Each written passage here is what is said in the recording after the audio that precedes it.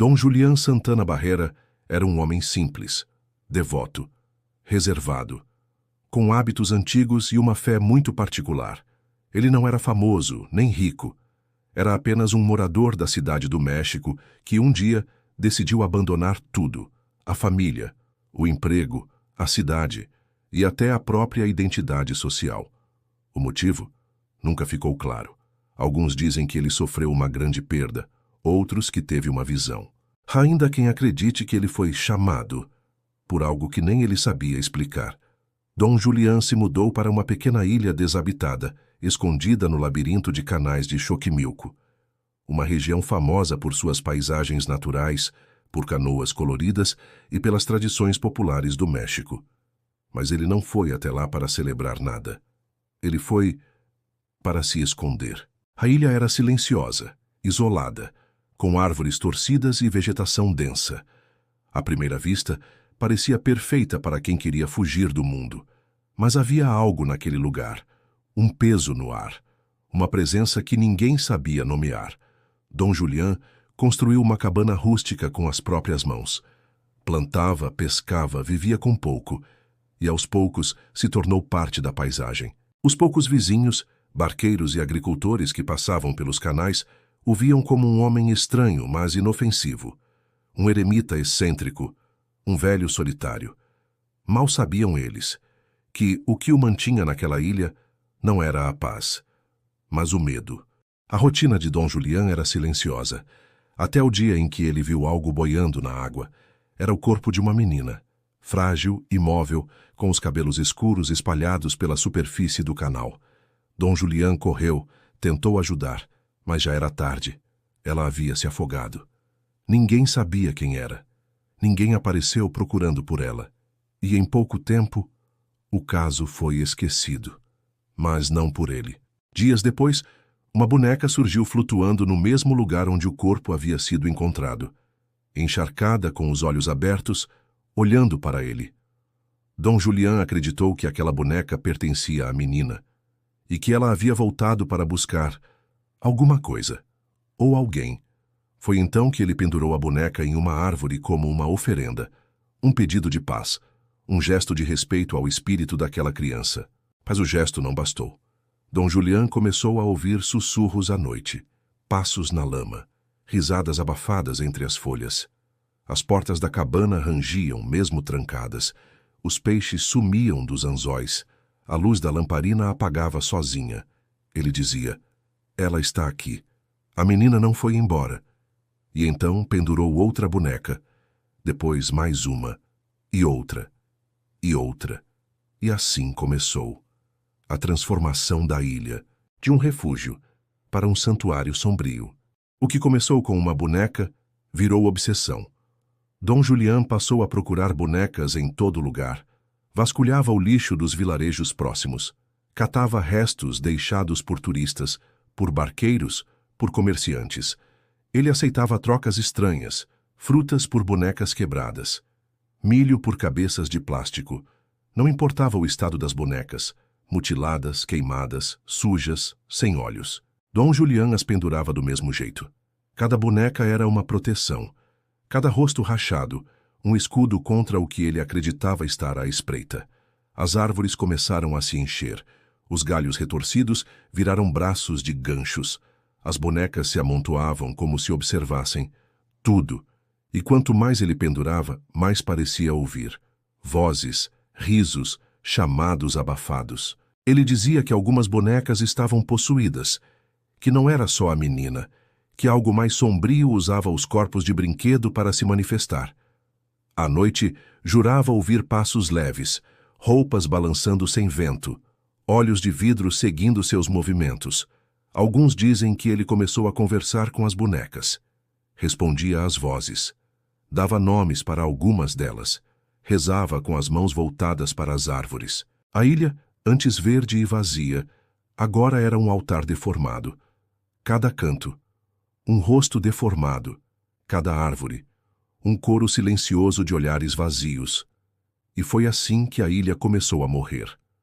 Não por falta de vida, mas por excesso de presenças. A fama da ilha começou a se espalhar. Primeiro entre pescadores, depois entre moradores vizinhos e, por fim, entre os turistas mais corajosos. Barqueiros que passavam por ali diziam ouvir vozes, mesmo quando não havia ninguém por perto. Alguns relatavam sentir náuseas ao se aproximar. Outros, arrepios que vinham do nada, como se alguém, ou algo, os observasse. Visitantes começaram a chegar, alguns por curiosidade, outros em busca de experiências sobrenaturais, e os relatos se tornaram cada vez mais estranhos. Vi uma boneca piscar. A cabeça dela girou sozinha. A boca se abriu. Estava rindo quando virei as costas. Um casal disse que ouviu passos atrás deles, mas ao se virarem só havia bonecas. Uma delas, segundo eles, havia mudado de lugar. Um fotógrafo profissional tentou registrar a ilha, mas sua câmera travava sempre que apontava para certas árvores. Quando finalmente conseguiu tirar uma foto, apareceu uma silhueta atrás dele, uma menina, com uma boneca nos braços, e a maior parte das pessoas não consegue ficar mais de 20 minutos na ilha.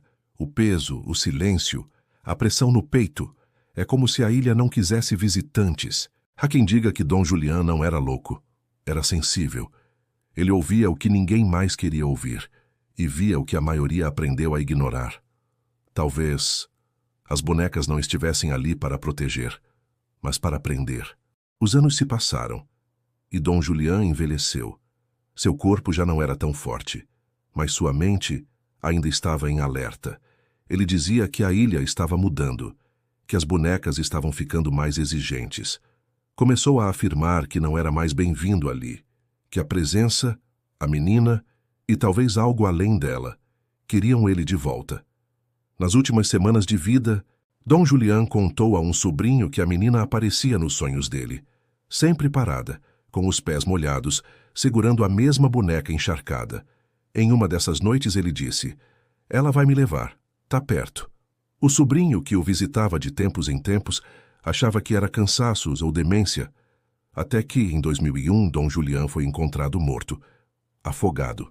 O corpo boiava exatamente onde ele dizia ter encontrado a menina décadas antes, sem sinais de luta, sem causas evidentes. Só ele, a água escura, e logo ao lado, uma boneca velha, flutuando ao lado de seu corpo.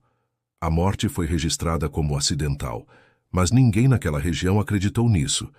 Dom Julián havia passado metade da vida fugindo daquilo, que no fim o alcançou. E assim o guardião da ilha se foi. Mas as bonecas ficaram. E depois daquele dia elas pareciam mais quietas, mais imóveis, ou talvez mais atentas. A morte de Dom Julián não foi o fim da história.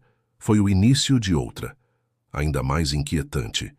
Nos primeiros dias após seu corpo ser encontrado, a ilha ficou em silêncio. Os vizinhos que passavam pelos canais evitavam olhar. Alguns diziam que a ilha parecia mais pesada, como se estivesse de luto, ou como se estivesse esperando por outra alma para ocupar aquele espaço. Mas aos poucos os curiosos começaram a chegar. Repórteres, paranormais, caçadores de lendas. E o que encontraram lá não era só um monte de bonecas velhas. Era uma presença, uma energia difícil de explicar. Muitos descrevem a sensação como um aperto no peito, uma ansiedade sem causa, um frio, mesmo sob o sol do México. As bonecas pareciam ter mudado. Algumas se deterioravam como se tivessem dentes corroídos. Outras tinham os olhos completamente apagados, como se tivessem chorado carvão. Guias locais relatam que, em certos dias, o cheiro na ilha muda. Passa de madeira e musgo para algo podre. Muitos turistas abandonam a visita antes do fim. Dizem que ouviram sons, ouviram algo se mover entre os galhos. E alguns voltam, mas só para deixar algo para trás. Uma boneca, um bilhete, uma oração. Porque mesmo sem Dom Julián, a ilha continuou viva. E parece que agora ela escolhe com mais cuidado quem pode entrar e quem deve ficar. Com o tempo, a Ilha das Bonecas se tornou um dos destinos mais misteriosos do México. Mas ela não virou ponto turístico convencional. Ela virou prova viva de algo que a ciência ainda não consegue explicar. Diversos investigadores paranormais já passaram por ali. Muitos com equipamentos de áudio, sensores de movimento, câmeras infravermelhas. Em uma dessas visitas, um grupo registrou ruídos de estática intensa. Mas no meio da gravação, uma voz feminina quase infantil surgiu entre os estalos. Por que você voltou? A gravação foi analisada e não havia ninguém com voz feminina no grupo, nem nas proximidades. Outro caso aconteceu com uma apresentadora de TV mexicana, que desmaiou ao vivo durante uma gravação no centro da ilha. Ela disse que sentiu uma mão tocar o ombro, mas ao olhar não havia ninguém. Durante a transmissão ao fundo, é possível ver uma das bonecas mexer o braço lentamente. Os céticos dizem que foi o vento. Os locais não têm tanta certeza.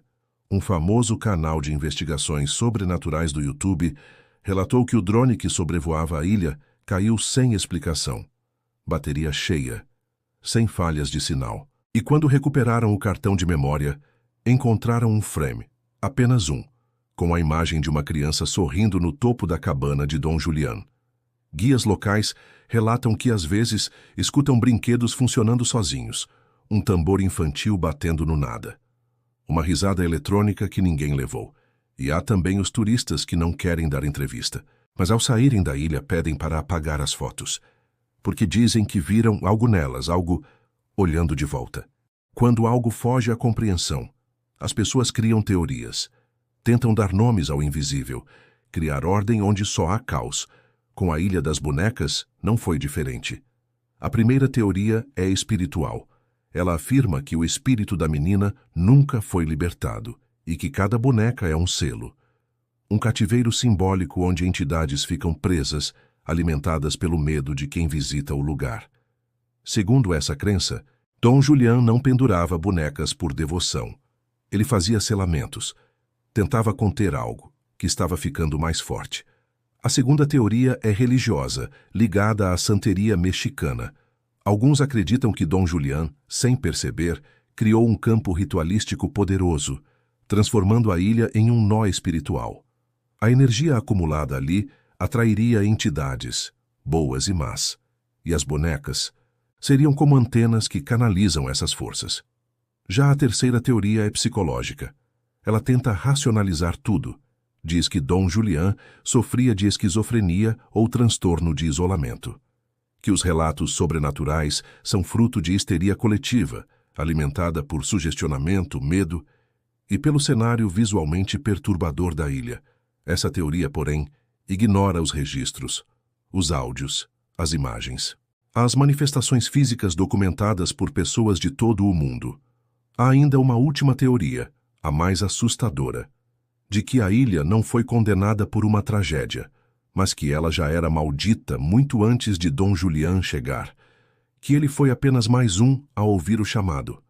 Um chamado que continua ecoando, esperando por novos ouvidos. Agora que você conhece a história, pense com calma.